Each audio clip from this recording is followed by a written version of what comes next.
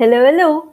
Welcome to episode 46 of Wise Wednesdays with RK. Yes, we are airing today at a different time, and that's because I have a very, very special guest with me today, all the way from Australia, the other side of the world. And we didn't want him to wake up at 4 a.m. So we said, let's do this at a different time where it is able to serve maximum number of people possible. So conversation today is with Steve, or Stephen the Sede, as I hope I got that right, as everyone pronounce him, as his name is. And who is he? He is the unstoppable confidence coach. He is an inspiration mentor. He is a brand narrator, story power strategist, founder of the Sede Institute, coach's coach, mentor's mentor, author, builder of businesses across cultures, outstanding human above all. I've had the pleasure of meeting him personally while I was in Perth a few years ago, and that conversation has been remarkable, as will be this one. So without further ado, I bring to you, ta-da-da-da, Steve. Hello. Hello, how are you? I always blush when I hear all of that. Yes. Well, hello everyone, wherever you are. Bless you for tuning in. Thank you. So, Steve, what I usually do is I play a little promo video so that those who are new to the conversation get to understand what Wise Wednesdays is all about. It gives them an opportunity to see what's been discussed, and then we kind of segue into the conversation. All right, so let's do this. All right. Wise Wednesdays started on April 1st with a humble episode on forgiveness.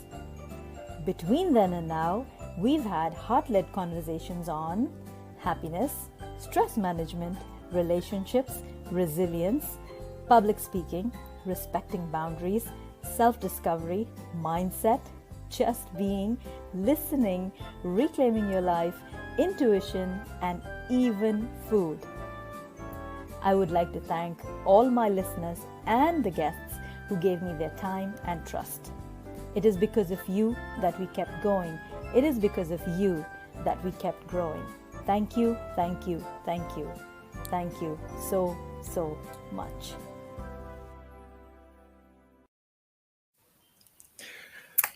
Wow. Yes. I'm going to have to put my better smile on to keep up with you. How beautiful. Yes, thank you. Some lovely people I know in there, so wonderful. Yes. Great. We've had amazing people on board, and the whole concept is about inviting people from my circle of genius, as I like to call it, on board, and we hash and we talk about different topics, etc. And it's always the speaker who decides what they want to speak on.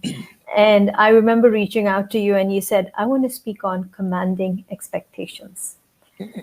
Yeah, amongst many things. Yeah. Yes. So tell me, what do you mean when you say commanding expectations? Because as far as I know, a lot of us live as per the expectations of others.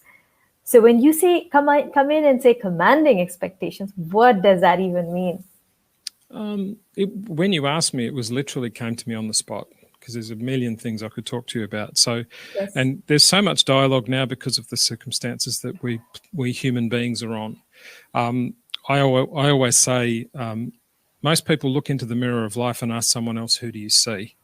Most people are addicted to opinion. So the end result is our expectations are normally aligned to what someone else's expectation is. And then some people say, well, I set my expectations. Well, I love the concept, and I've not taught about this, although I did something in some coaching I did weekend just gone. Commanding expectation is to be so focused on what it is that you want, it eliminates anyone else's opinion, and it almost eliminates any of your fears, any of your doubts, because like, I know you're a parent because I've met your lovely children. When you're a parent, I'm not, so I'll speak from a place of observation. If you think of the most important things in your life, you don't have an attitude of an alignment. You have an attitude of commanding your attention to be present to why you invited your children into this world in the first place. So commanding expectations is everyone stop saying that this is a new norm or an old norm, or we need to get used to this or that or this.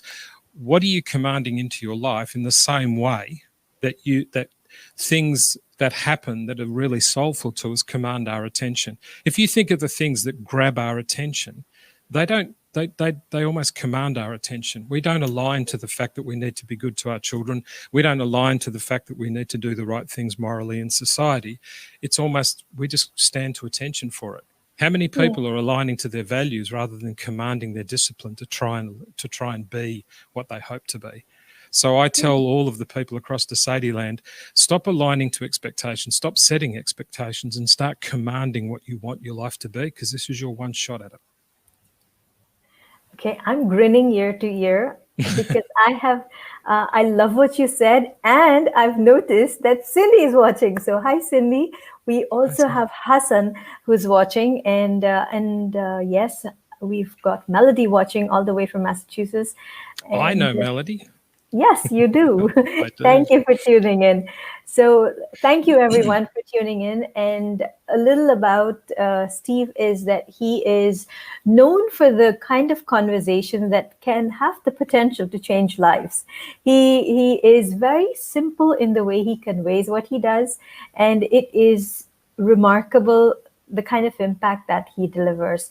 So again, how do you exactly command expectations? I know that's supposed to be done, but how would you do it? But if one of the things, and I appreciate you saying keeping it simple, because we get really complicated about things. Yep. But we're sitting in a corner office, and this happened, and I was speaking to Melody inside of Desadeland in the Institute Cafe on Saturday. Many years ago, I was sitting in England. There was a meeting with a lot of high-powered people. It was about counter-terrorism, biometrics and all those things. It was just after the London bombings. And a particular gentleman sitting in the room, won't mention his name, got a phone call to say that his little daughter had run around behind the bus and actually got knocked over by a car that was overtaking the bus. And sadly, she passed on the roadside. He didn't even pick his gear up. He picked his phone up and got told, and that commanded his attention, and he just left. So to me, commanding attention is making a distinction on what's a priority in your life, and then actually commanding your attention to do the best you can in your efforts. So for example, we want to be well, we want to have mindfulness and wellness, and we want to do the right thing on our diet. And then we go along and all of a sudden find out there's a lump somewhere, or we find out that there's some situation somewhere. And just like that, our attention's commanded that all of a sudden our diet needs to change. All of a sudden our eating habits need to change. All of a sudden our health and well-being needs to change.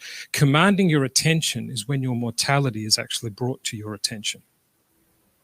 And most people think their mortality is something that's going to happen if you're 20, 50, 60, 70 years from now. That young girl's mortality actually came to her presence and came to her attention after a school run when she was still 11 years old. So when people think they've got time to be able to get their health better, time to get their life better, time to get their relationships better, your mortality is at any moment's notice. And when you find out that your health is not good, or someone that you care for is in some way impacted, all of a sudden our attention's changed. So our attention to homeschooling, our attention to having to live with a pandemic, all of a sudden that commanded our attention, and the whole world stopped. Yeah. So my view is, what would cause your world to stop? Because you need to stop waiting for something to actually make it stop, and for you to command how you want to live the rest of your life. Because that little girl, Alice, the rest of her life lasted 11 years. The young boy that I wrote a book about for one of my team, his life lasted 159 days. So I don't want to get morbid, everyone. This is your one shot at life. Why is so many people waiting for something to grab their attention before it starts commanding their expectations? I hear you. And I also know the story about the little boy, but tell us more about that, because that's such a powerful story as well. The book that you wrote. I wrote a book called Nathaniel's Chance. When I started all of this, I came back from England after being very successful and then losing lots of things, and suicide and financial and bankruptcy and emotional bankruptcy. And I started making videos. I started listening to different people, Brendan Bouchard and all this, about how to package up your expertise. And I just spent the previous 10 years traveling all over the world, getting paid a lot of money as a consultant, doing all kinds of things. So I started making videos, but I wouldn't show anyone because I lost everything. So I thought there was something wrong with me, but I kept making the videos. And as Melody knows, and others who may be watching, those videos are 8 or 9 years ago that I recorded, and they have an impact. And everything inside the Institute is a video, a podcast, a transcript, and a guide sheet. It's huge, but it took me a decade to make it, but I never showed anyone. And along that journey, there was all kinds of transcriptions going on. And one of the ladies, Jane, who was helping me, ended up getting a lady called Anne to help her because there was just too much content. Then I got news that Anne was having a baby, sent a beautiful little photo that hangs on my wall now. But 3 hours after he was born, her attention got commanded when he threw up gangrenous cells, and his stomach was taken out because he basically had about 1% of his stomach available to him. The other 99% was gone. So within 3 hours of him being born, Anne, as a nurse, found out that her little boy, from a professional perspective and a medical perspective, she knew he was dead, but as a mum, she wanted him to live. And 159 days later and 6 cardiac arrests later, he passed away. So I sent a video called Present Reality because he didn't know any different. He didn't know that he didn't have a stomach. He saw his mother and he saw what little children do with their mothers. They want to breastfeed and all those things, and he didn't know any different. So the milk would go through his mouth and go out a catheter because he couldn't contain it in his body. There was nowhere to put it. So about 6 or 7 weeks after he was born, I got an email via Jane from Anne saying, because of all the videos they watched, they kind of put me in a fairly authoritative level, which is very humbling. And her message was simply this, and I thought he was fine. I didn't know anything was wrong. And the message actually said, I can't watch my little boy go through this anymore. Jane, will you ask Steve permission for me to ask God for him to be taken? And that's in chapter 1 of the book. And I basically said to Anne, when Nathaniel and God are ready for him to leave, then he'll leave. He doesn't need his mother's doubt. And 159 days later he left. I created a video called Present Reality about what a little boy taught me about claiming your life. That ended up being the eulogy at his funeral. And then I went to the Philippines about 7 or 8 months later, and in 4 days I wrote Nathaniel's chance. What would you do if you had 159 days left to live? Because everyone thinks this is a dress rehearsal. No, it's not. This is it. Exactly. This is it. I mean, I met your 2 beautiful children, 2 years ago when I flew through Perth, and you happened to be in Perth at the same time when we had coffee in Fremantle. Yes. They're 2 years older now. They're not. They're further towards their adulthood than their childhood, and you'd know that as mum because you're watching them. Their life is progressing. So I live every single day of my life now as if it's Nathaniel's 160th. If he had 1 more day to live, how present would he be to that life? And I live like that now. So I dedicate my life to the little boy who was born dead, and I'm currently writing my next book, which is called My Bucket List Is You. Because if you told people you had 159 days left to live, what would you do? They'd talk about all these fancy things. I would be doing this. Speaking to the one person out there, reinforcing to the likes of Melody and other Sede guests, this is what you need to do. Absolutely. Absolutely. Being present, totally present in the now, being you is so important. When or what was it? Because we're talking about commanding expectations, about how life kind of corners you and you have, people wake up to it suddenly. What was your wake up moment? I went to England in 1998. I was an insurance intermediary, and I read a book by a guy called Bill Gates that said this thing called the World Wide Web and the superhighway and disintermediation. And it took me a year to be able to pronounce that. But the world's richest man at the time was telling me that at 35 years of age, the career that I'd spent the last 10 or 12 years since school doing was going to be disintermediated. Banks would run without branches. Travel agents would run with all the stuff that we take for granted now. And he was talking about that, and I'm sitting there thinking, I'm 35 and I'm an intermediary. I'm a middleman in insurance. So I did what anyone of 35 years of age would do back in 1998 before gap years were invented. We just decided to go to England, and my attitude was really, really simple, and it's a message to everyone. What's your mantra in life? Because my mantra is I'm really good with people, and there's 65 million there. How could I possibly fail? So I walked into the UK without any IT experience, which you needed, without any project management qualifications, which you needed, and without any security clearance to work for any government or anyone touching with the government, which you needed. So I walked in as a 35-year-old with no experience whatsoever, and no one would give me a job. They told me to go to Greece, party, chase girls, and then go back to Australia.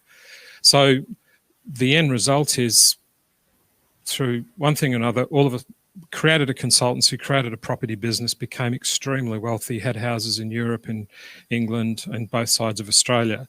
And my relationship turned into a commercial partnership, and when we flooded with millions of dollars literally within 2 or 3 years, and it all faltered and everything. So in 2008, I took a convertible for a drive with my fancy black Amex and put the roof down and tried to kill myself because I'd lost my wife, I'd lost all my cars, I'd lost everything. And I thought I was useless. So I decided, if I'm so useless that I've lost all of this stuff that I actually got in such a short period of time, I know what I'll do. I'll exit stage right from the planet. And through a whole series of events on the night that it happened, the police let us off, telling me to earn it. And I haven't got time to tell you the whole story. 3 years later, I came back to Australia, and I walked back into Australia with nothing. Absolutely nothing. I was financially and emotionally bankrupt. All the keys to my houses, all the millions of dollars was gone. I gave that to my wife and I left. And a friend of mine was doing coaching and asked, in the context of your question, she said, "Hey, Steve, can I use you as my guinea pig doing my pro bono coaching for life coaching?" And I went, "Yeah, fine. That's cool." 3 sessions, 3 sessions, and 3 sessions. So there's 9 sessions we need to do. And I thought, well, I'm not going to make it up. So when she rang me and asked me, what are we going to talk about, as if I'd approached her, I just started telling her my story.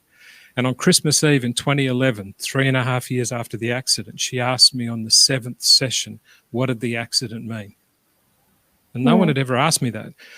For the last 3 years, I thought I was so stupid. I lost all my houses, lost the love of my life, and I was so dumb I couldn't even kill myself. I mean, one would think with a bottle of gin and the roof down on a convertible and 150 Ks and tear the car in half, surely that would do it. But it didn't. So I lived for 3 years thinking I was so stupid I couldn't kill myself. I'd lost everything, and then I was so dumb I couldn't even lose my life. And in that moment, to answer your question, she said, what did the accident mean? And for the first time in my life, I just said, my maker valued me so much, he saved me for my own free will. There was more for me to do. So I survived that night so I could go to Fremantle and talk to your children for that hour that I did. And so the little boy the guy that tried to kill himself has now dedicated his life to the little boy who was born dead. So, and even though I've never spoke about commanding expectations and things, it was just something when you asked me, what are we going to talk about? And I've been talking a lot and teaching and training a lot about prioritization. I just got to a point of realizing, what am I going to do with this gift? And everyone, you have a gift.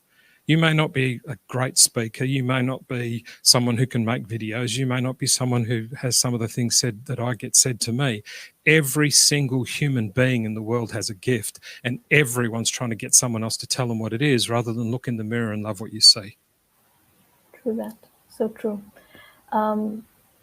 A year after I met with you in Fremantle, I was in a car crash too. Not that it was intended, but it happened. And the way the car was when I stepped out of it was almost crushed into half. Yet nothing happened to me, not even a scratch. And I was in conversation with... That's right. I remember now. Yes, I do. I remember you sent me some information about it. Thank goodness. Yes.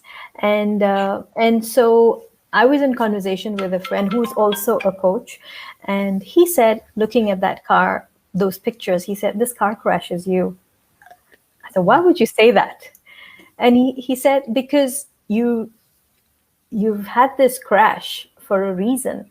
And if you were to identify yourself with the crash, what would you anticipate, or what would you kind of, translate it into? And what you said was what I thought, that I'm here for doing a little bit more, been given an extra time on life for a reason. And that's when I really started reconsidering the things that I've been doing, the way I've been prioritizing things, doing the stuff that I do, and beginning to set boundaries where I need to, being a little bit more honest with myself and my life. So yes, things do change, and sometimes you need that you know collision, I guess. Unfortunately, but sometimes that collision can be as subtle as looking into the eyes of your children. true. It That's true. doesn't have to be as dramatic. And as I say in the book, maybe your life isn't suicidal thoughts and car accidents. It doesn't have to be that. It No, just needs to be that realization. Maybe it's witnessing something that's happened to others. And it doesn't have to be of loss. It can be something really grand. I mean, I every single day because I don't have kids and I'm not married and I'm single. I'm in love. I'm in a love affair with every human being on the planet. So at the moment, that's what I do. And but I'll walk down the street, and it was only on the weekend. I was somewhere nice here in Sydney, and there was a gentleman with his daughter, and she would have been 8 or 9, and I just looked and realised that I'll never know what that feels like. But my job is, whether it's that person or someone else, to make sure that they never forget how special that is. true that. So for those listening, you might think, well, I haven't had, big success in England. I haven't had a car accident like the two of you. No, but what happens if this coming weekend, wherever you are in the world, you see something that touches your heart? It might be a guy opening the door for a lady, and more of that should happen. It may be a father and his daughter playing in the park. And I don't have kids. I didn't sit there and regret that I didn't have that. It just made me realize, what's my version of that will make a difference in someone else's life. So again, it goes back to that thing of too many people are focusing on, what's that grand why? What's that why that I need to find? And the Simon Sinek book, which is all fine. And, Steve's had this big impact. And then this person, the gentleman with his child and stuff, and you go, no. Just go out this weekend and observe what's around you. And whatever touches your heart, ask yourself, why did it trigger it? And then embrace that. And if it triggered it because it makes you feel sad, there's another coin to sadness. It's called hope and faith. Sadness is just you forgetting why you started. I like that. I like that. And as you said, looking at your children, one conversation on the bus, again, that trip to Perth was definitely pivotal for me, where I sat with my son and he asked me about what I've been up to. And this was a time when I wasn't doing anything, like absolutely nothing. Everything was on standstill for me after Papa's passing. And he said, all of that is fine. I said, I don't feel like it. And he said, all of that is fine. But what about accountability? Because this was a value that I taught him, and he'd observed in me, and up came that question. And I had nowhere to run, nowhere to hide from that question. And that kind of, it's interesting what you say is what touches your heart. Being totally present and understanding that, yes, this is something that has potential to change the way I look at my world. And yes. I often say to people, when your mind stops you, you're in a coma. When your heart stops, you're in a coffin. Ooh. When you have a relationship bust up, it breaks your heart. When you lose your job, it breaks your heart. When you see your kids coming home and you're not sure how to teach them algebra because you don't know how to help school, it breaks your heart. When you get fired at work, or you lose your job, or something happens, it breaks your heart. When 9/11 happened, when Fukushima happened, when the tsunami happened, it breaks your heart. It doesn't break your mind, it breaks your heart. So be heart-centered. It didn't break my heart seeing that. I looked at it and thought, what is my version of that? If I wasn't, and everyone, if you think you've missed out on something, stop thinking that you missed out on something, and ask yourself, I don't have children, I'm not married, that circumstance and that time of my life has come and gone, but I'm now called uncle in 5 different languages around the world. I'm godparent to 5 children in the Philippines, and I've never met them. Melody, who's watching this, and other Sede guests who may be watching this, there's a joke in Sede land that everyone's bartering over who's going to adopt Steve. So the end result is, every single time you look at something that tweaks your heart, it's going to tweak your heart for 2 reasons, everyone. It's going to tweak your heart to uplift you. It's going to tweak your heart to sadden you. And sadness will just darken your hope. An uplifting heart will ignite and illuminate your faith. True that. Okay. We're talking about igniting hearts and illuminating faith.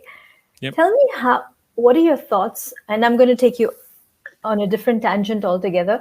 Tell me your thoughts on validations, because we live in a world where validations are looked at, seeked all the time. So tell me a little bit of your thoughts on validations. Validation is consumed by most people in the form of opinion. Most people's drug called a validation is activated by opinion. In the first 50 years, people may have heard this, but in the first 50 years of your life, everything's about accumulation. You get a life, you get an education, you get into a relationship or whatever, and I'll do this quickly, you acquire a house, you acquire a relationship, you acquire children, you're accumulating. And then when you get to about 45 to 50, the children start to move on and they start their form of accumulation and everything. And then the second 50 years of your life is about significance.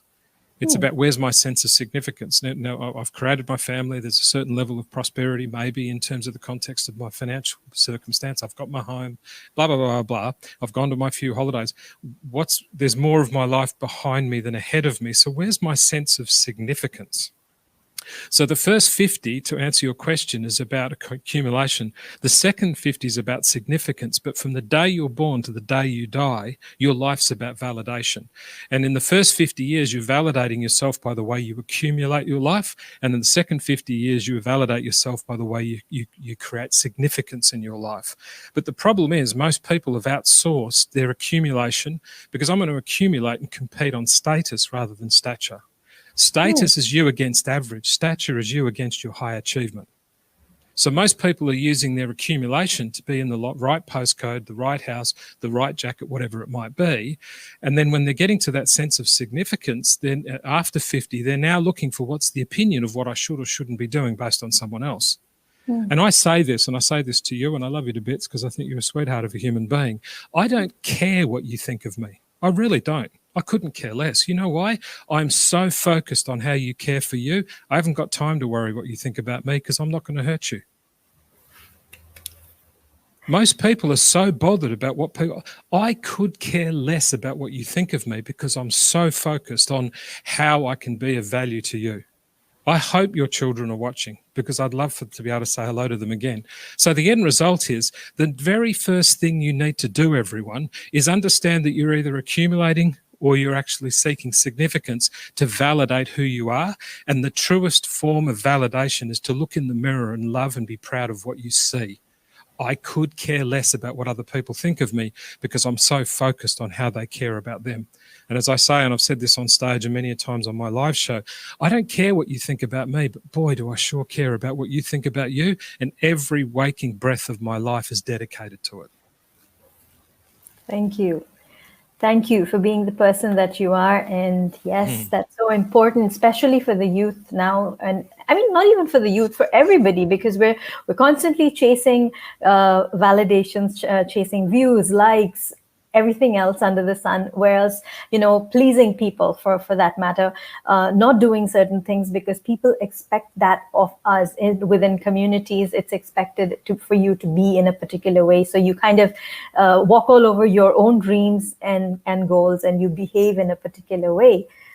That doesn't really fit well. Yeah, but Rukia, even that statement of saying that you're expected, and if you're expected and you're outsourcing that in terms of that into external locus of control conversation, we could have.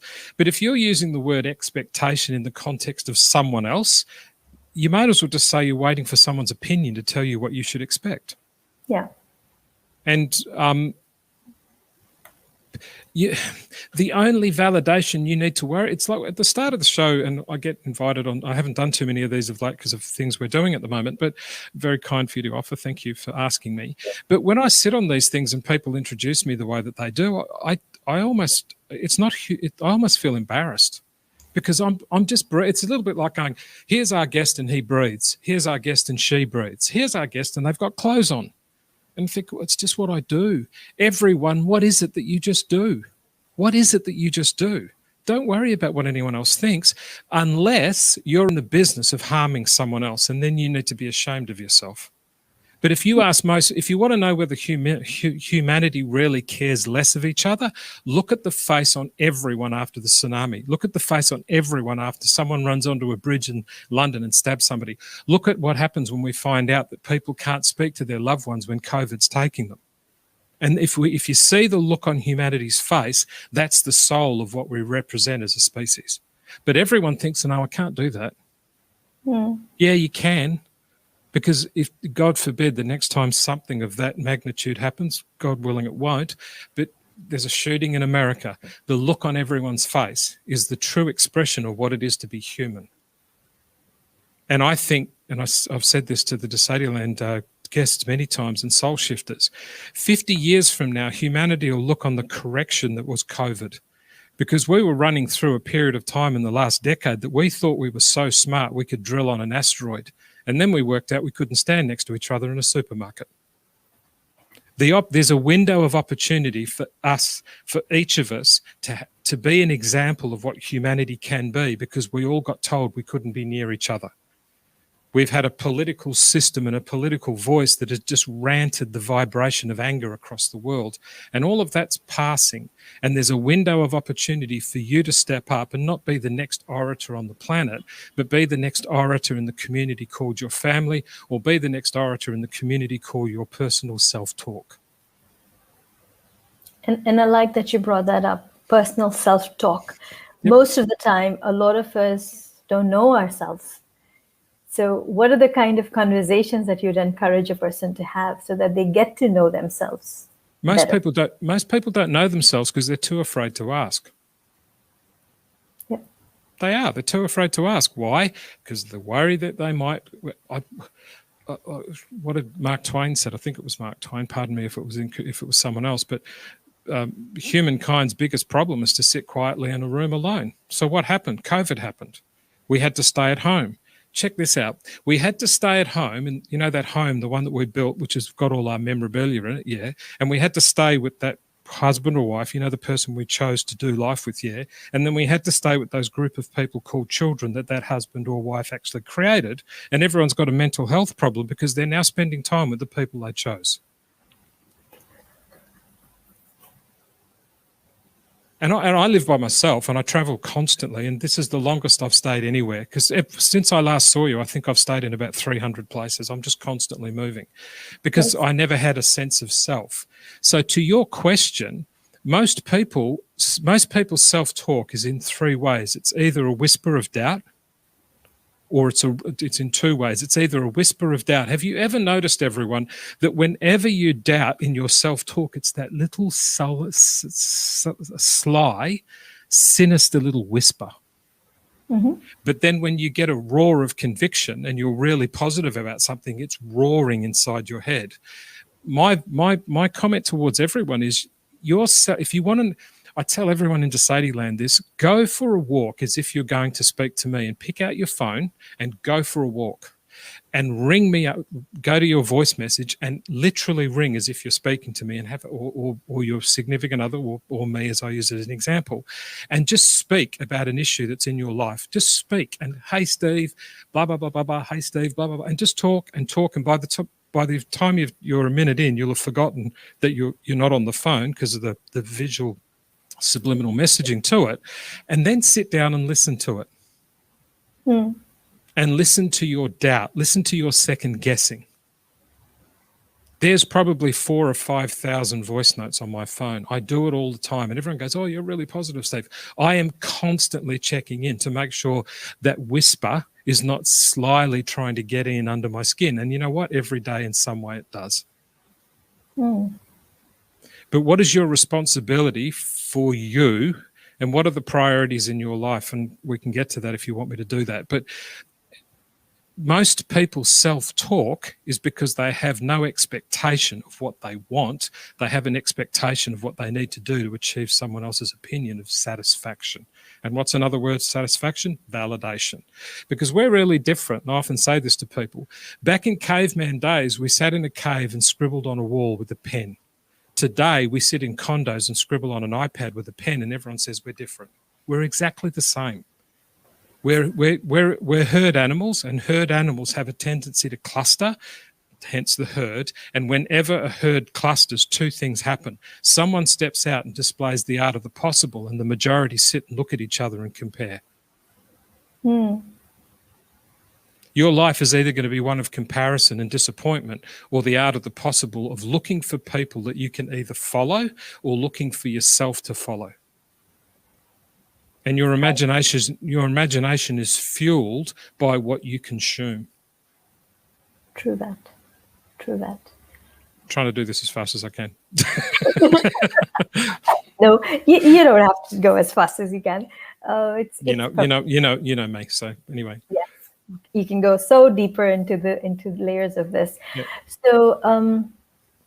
So people are comparing, and they're constantly comparing, and you're also comparing yourself to the way people are comparing, etc. So how do you break that pattern? Draw a triangle and ask yourself, what are the three biggest priorities in your life? Okay. Tell us more. In detail. Draw a triangle, and on each point of the triangle, it doesn't matter where, what are the three most important priorities of your life? And we'll role play and do a couple. One of them might be your family, one of them might be your job and your career, and one of them might be your hobbies or your charities. Right. The second thing you need to do is prioritize those three. Which is the biggest priority? Well, how do I do that, Steve?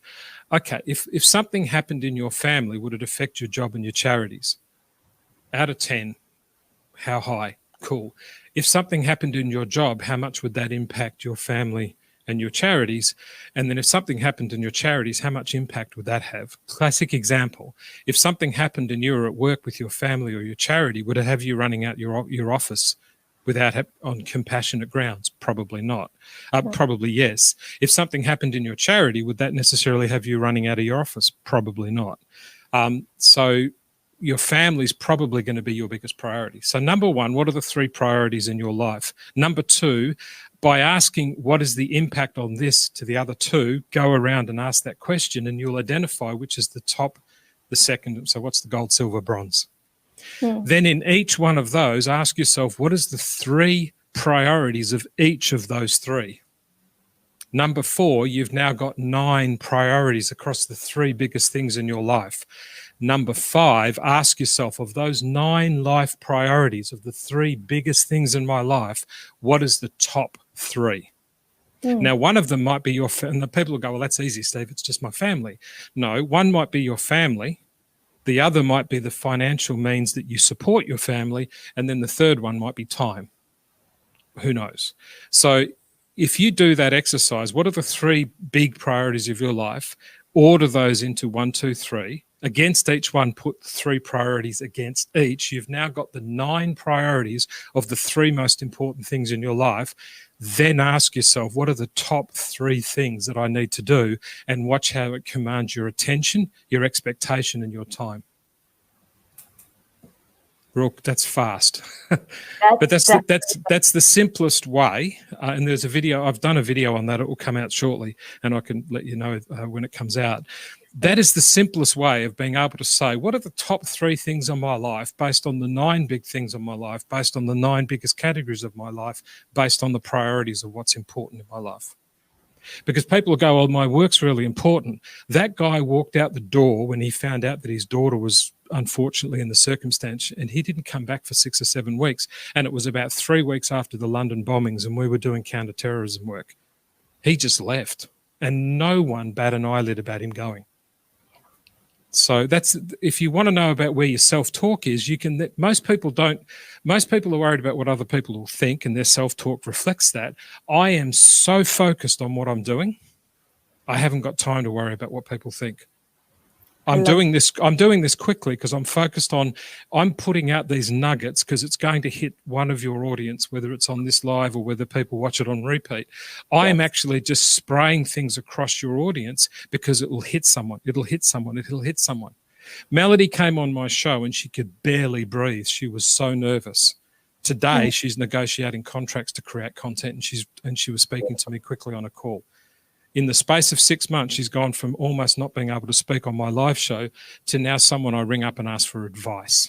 And I call her the Sede Lady Guru, because Stephen DeSade, you mentor Stephen DeSade, and she does. I ring her up and ask her for advice. The other thing to be mindful of, everyone, look at someone, and there's a video I only posted on this on my LinkedIn today. Look for people who have a perspective that's in advance of your intuition, your instinct, your knowledge, your intuitiveness, your perspective, your values. Go and look at people. So in Melody's case, she's got a very, very strong faith-based perspective. So I sometimes ring her up and go for coffee with her virtually, asking her questions about faith-based. She's there.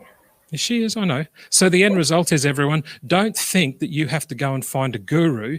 Go and find people who represent something you admire, something you aspire to, someone that's got a certain perspective that you admire. True that. So important to find that and anchor that person within your own self, for that matter. Yeah. Go and find people who have a value, an intuition, an instinct, a perspective, a care, a love, a gratitude, all of the characteristics and values that you pride yourself in. Go and find people who are exceptional at it and ask to have coffee with them. As opposed to, I need to go and find out the guru who, if I give him my email address, he'll tell me about the pool that I'm standing in front of, and it's a green screen and it's not real.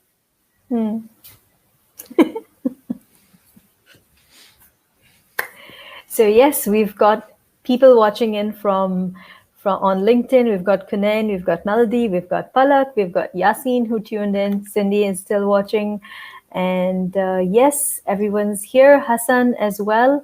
Thank you, everybody, for giving this conversation your time. If you have any questions, do shoot them across so that we know what to speak to you about.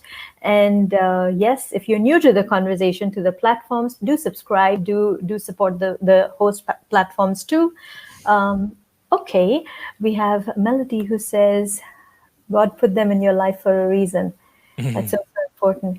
And okay, from reason, I'm going to shift towards caution. So people sometimes are so cautious about certain things that they fail to take action.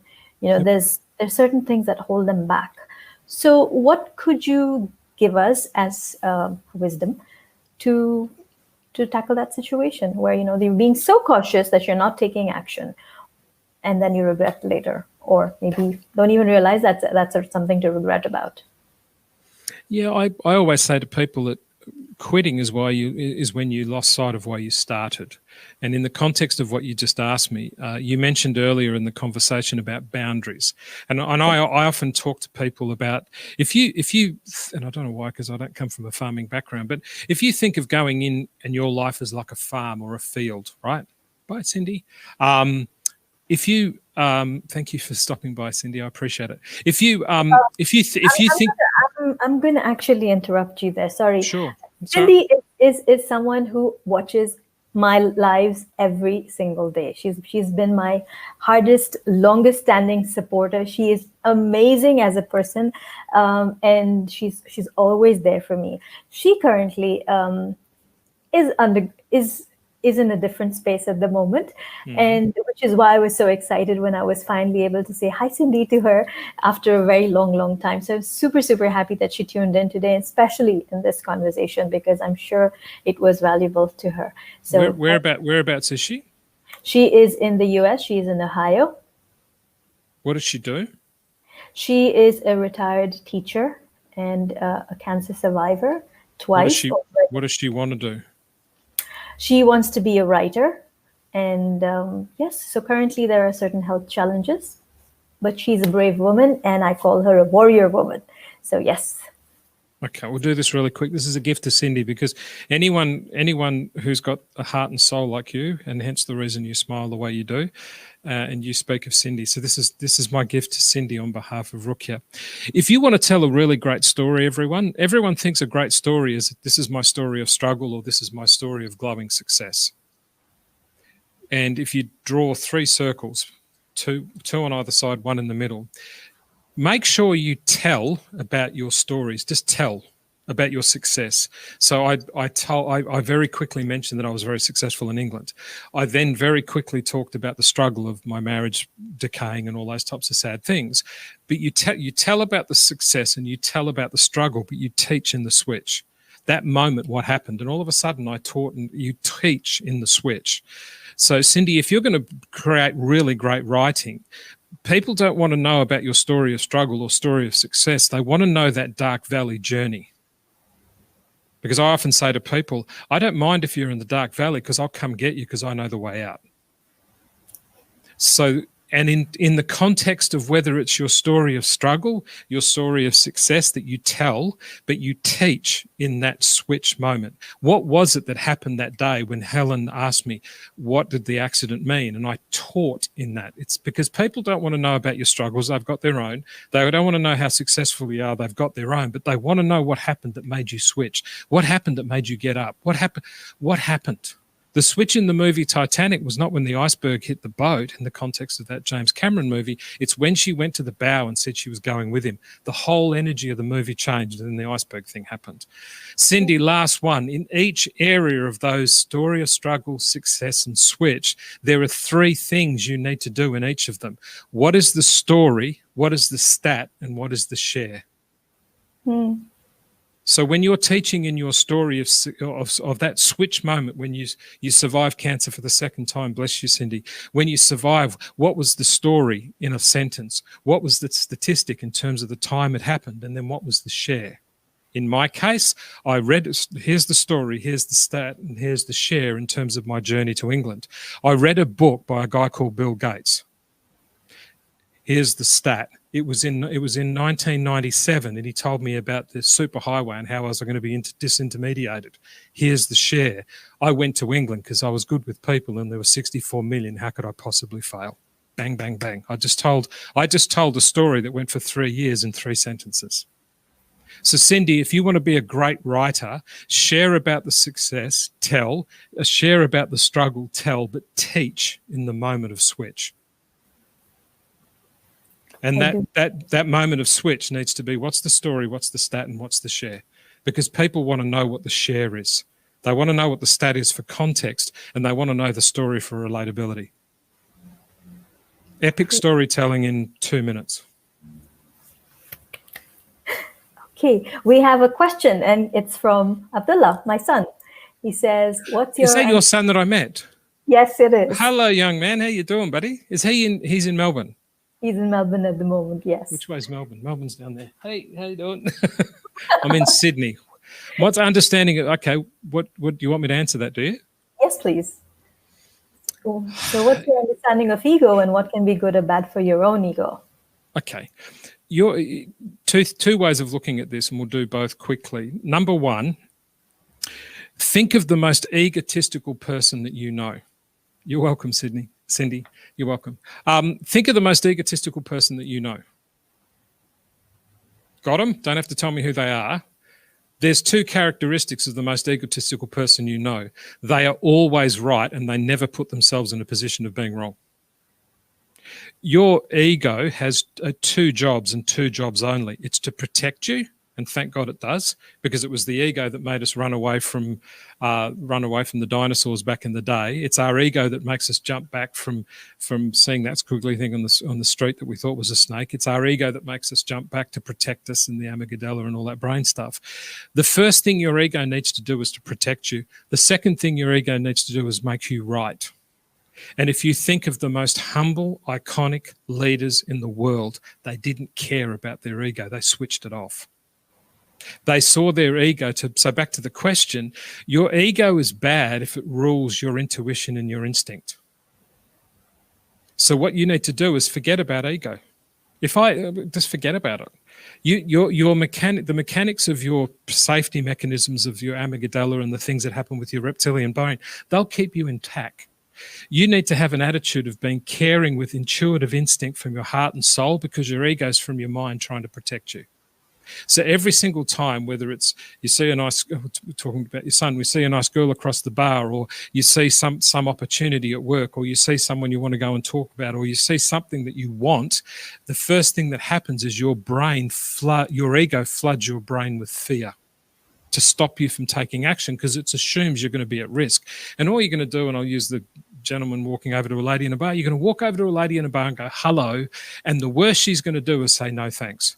But we get, for those of us who have had that happen, we get so fraught with this fear that it's, oh, she's going to shoot me and throw me in a can. No, the worst case, your ego will flood your brain with fear. So to answer the question, understand the mechanics of your reptilian brain and your amygdala, which is in the space of the spine of your brain, will protect you. Your job is to follow your intuition and your instinct. Because most of the time, your ego is trying to convince you you're not well, you're in danger. So you'll walk down the street and you'll see a squiggly piece of string on the ground and you'll jump back assuming it's a snake before you have even logically decided and identified it's not. So the most useful thing with your ego is switch it off. Because if you think of Mandela and those people, they have no ego. They're just being present to who they are. That was powerful. I'm just going to let that sink in first. Your reptilian brain and your amygdala will take care of you. If you don't believe me, walk down the street and the next time you see a squiggly thing on the ground and you jump back without even identifying it, that's your reptilian brain and your amygdala keeping you safe.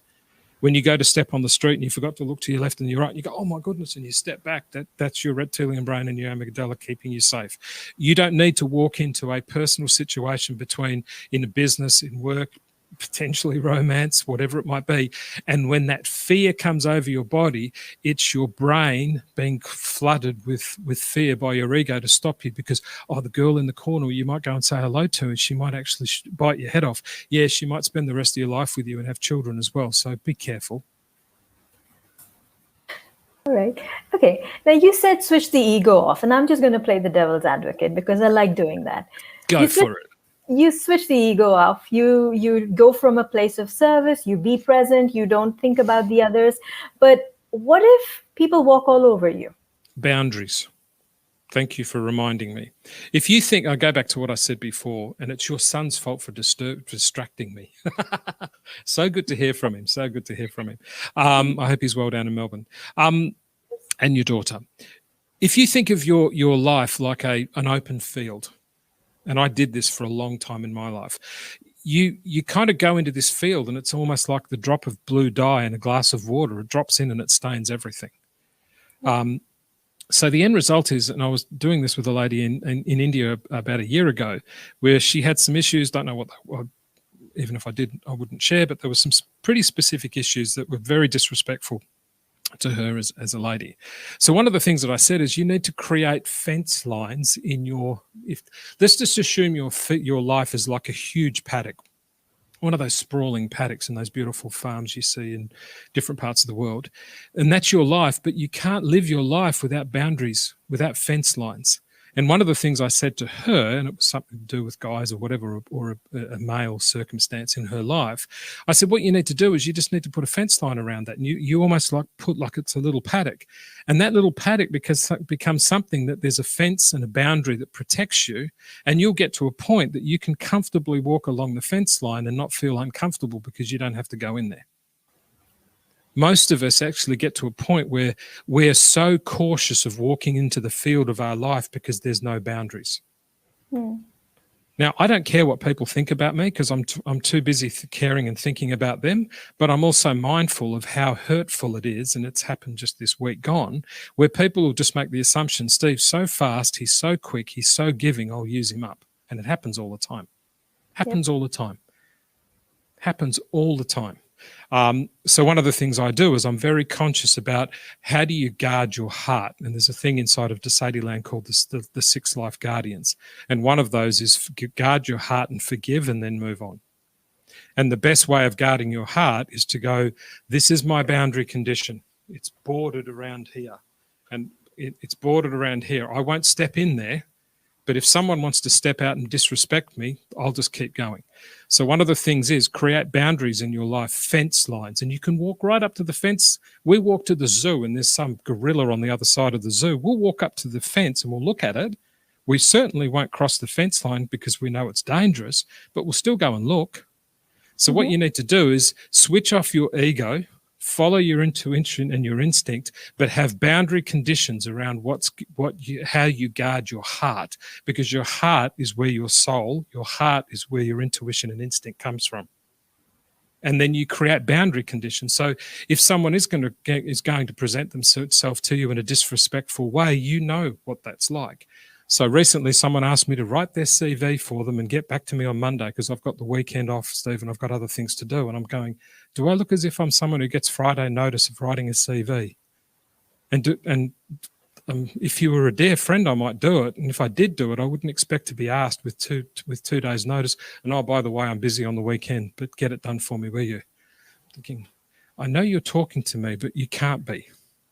Yeah. Boundary condition. True. So put boundary conditions in your life. Great. I also like the fact that you spoke about forgiveness and guard your heart. A Yes. little bit on that, please.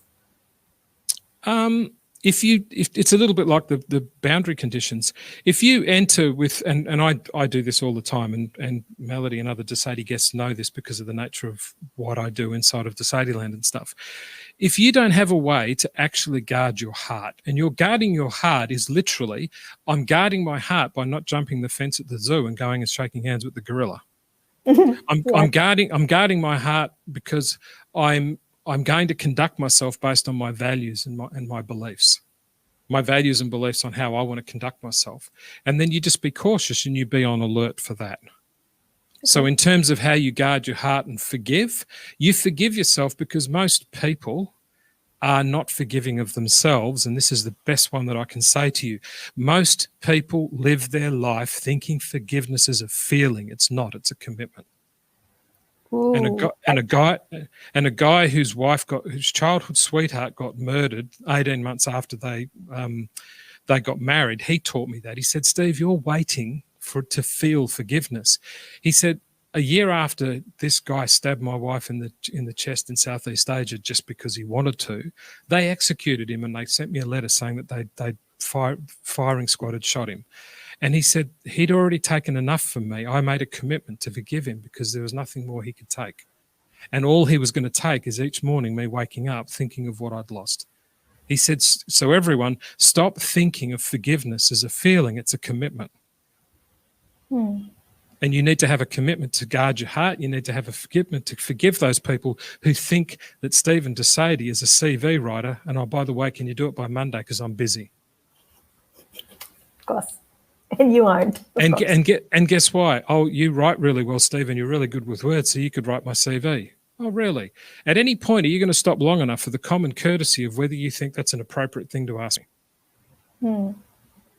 But it happens all the time, because if you are going to be as loving and caring with a beautiful smile on your face, I guarantee if we spoke about this longer, you could list off almost on a daily basis people that take for granted the fact that you've got an angelic face with a beautiful smile and a heart of gold, and some people are going to walk over it. You know why? Because they hate themselves, so they're going to try and outsource their hatred.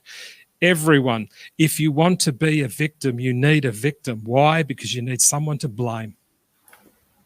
If you think of anyone in your life that's got a victim mentality, run, Forrest, run, because they're going to be looking for a victim to outsource their blame. How many people are outsourcing their blame because the life is so hard? It's his fault, him's fault, their fault, her fault, the economy's fault, Trump's fault, COVID's fault. It's the weather's fault. I don't even know what the weather is tomorrow, but it's going to be the weather's fault that I'm having a bad day. If you find anyone in your life that's a victim, everyone, be careful that they don't outsource their blame to you. Ooh.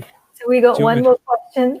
Do you have a few minutes extra? You might want. That's right. Yeah, thank you. It's 12 o'clock in Sydney. I'm fine. I'm cutting into my beauty sleep.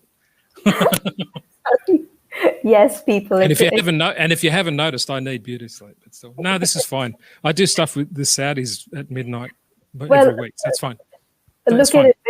Look at it this way. You would have either been doing it at 12, at 11, or at 4 a.m., waking up, disturbing your beauty sleep and doing it. So thank you. Beautiful. I would have got up in a heartbeat for you at 4 a.m. I just think you and your family and what you represent is the reason I breathe. Thank you so much, Steve. You're welcome. So Kanan asks, what's the relationship of ego and death? Is all fear the ego's fear of death? Huh? No.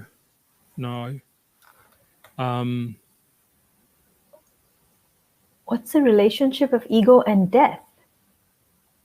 Yeah, no, I think I understand, and you can send a follow-up note if we've got this wrong. But I think the comment there is ego just afraid of death? Oh, okay. Yeah, all right. So then if you're watching, just interact so that we know we're on the right track. Yeah, the last after the comma is where it all is all fear the ego's fear of death. No, the ego, and thank God we have the ego. By the way, how do you pronounce that gentleman's name? Just so I get it right. Kunan. Kunan. Pardon me if I've got that wrong, Kunan. Kunan, your ego's job is to do two things: is to make you feel, it's to keep you protected, and to make you feel right, which is a form of protection. So there's the physical protection of not allowing you to run in front of a bus, and then there's the actual emotional protection of making sure you don't put yourself in an awkward position. So that's the ego's job. The ego is not, jumping in front of a bus could cause you to get run over and your life ends. I understand that. But the ego's job is to protect you and keep you out of harm's way. And yes, some of harm's way could end up being terminal. But the fear of the ego is not about death. The fear of the ego is just protecting you physically and protecting you emotionally. And it will do it whether it's a false physical threat, i.e. there's a squiggly thing on the ground and I jump back because it's a snake and you haven't even identified what it is, but you react. You go to cross the street and forget to look to the left and look to the right and do those things, and you forgot because you're busy, and all of a sudden you look up and oh my, and there's nothing coming, but you've just stepped into an area that could be dangerous and your ego's reminded you, don't be so foolish. So it's not a question of a fear of death. It's protecting you from any physical harm. It's protecting you from any emotional harm. So if you go back to that person we talked about that's in our lives, we all know who they are, that are very egotistical. They never want to put themselves in any physical harm, and they sure as heck don't want to put themselves in any emotional harm. Emotional harm being a position of their wrong. Yep. Hence egotistical. So if I always say that to people, think of the most egotistical person, got them? Yeah, cool. They never put themselves in a position of being wrong, and they never ever admit that they're wrong. Yeah, so physically and emotionally, they never place themselves in being wrong. The ego is not about the fear of death. The ego is about keeping you out of harm's way. True that. Ego tries to keep you in your comfort zone. No, because the ego doesn't think of comfort zone. The ego it's literally trying to protect you. A comfort zone is a conscious choice. And I understand what you're saying, Melody, but the ego is not trying to keep you in your comfort zone, because most people are going to sit. They're not going to make an emotional decision to reach. They're not going to make an emotion which might make them feel mentally and emotionally wrong. They're not going to make a physical decision to step out because that might be wrong. So they sit in anxiety, depression, doubt. They don't want to do anything, and that's not a comfort zone. That's the irony is, on the other side of taking action, and this was something that I said on the weekend, your life will expand or contract based on your application of courage. True that. And Melody says, I stand corrected. No, it's just sometimes, Melody, if you don't act, you don't act emotionally because you might be wrong. You don't take action physically because you might get hurt. So you stay where you are, and boy, oh boy, we all know that's not called a comfort zone. No, that's like sitting on the fence and watching the game go by. Yes. All right. Last question. I promise you this is my last question. Right. And I really have to bring this up because we spoke about boundaries. We spoke about, going to the fence, watching the gorilla, not going, shaking hands, and also forgiveness. What about those times when your boundaries are also interrupting your connection with others because you're trying to protect yourself so much that you're not sharing yourself completely, where you're holding back to share because of any past experiences or anything at all. It could be anything. So your thoughts on that? Yeah, there's a difference between being cautious and being afraid.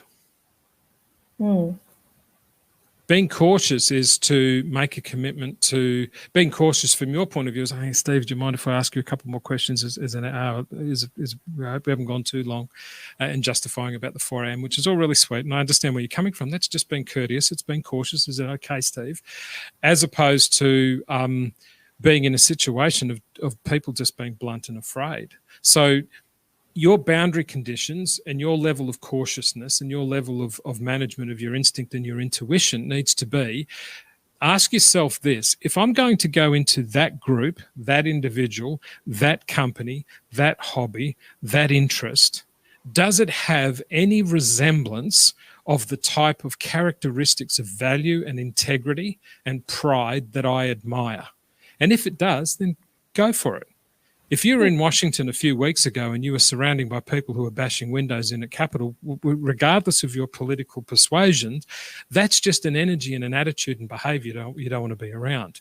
So if you're in a situation of being so cautious, don't kid yourself that caution is just flat out fear. And now your ego's owning you because you're not doing anything. So if you are going to approach someone, if you are going to get involved in something, if you are going to back something, if you're going to support something, what is the demonstrable values and principles and characteristics of the behavior or the value proposition that those entities represent, and make a value judgment and cautiously approach with an exit strategy if you need it.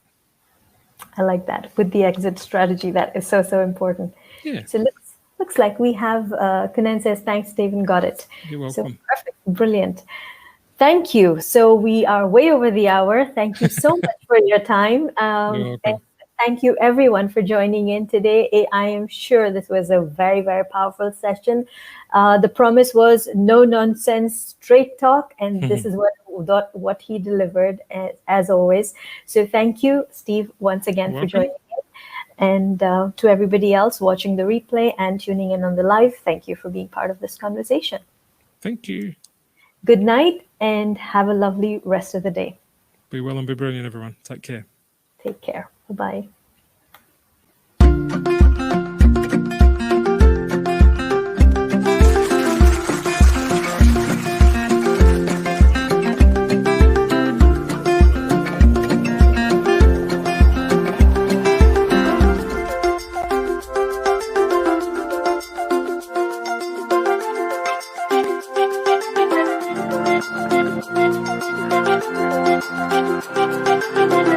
Thank you.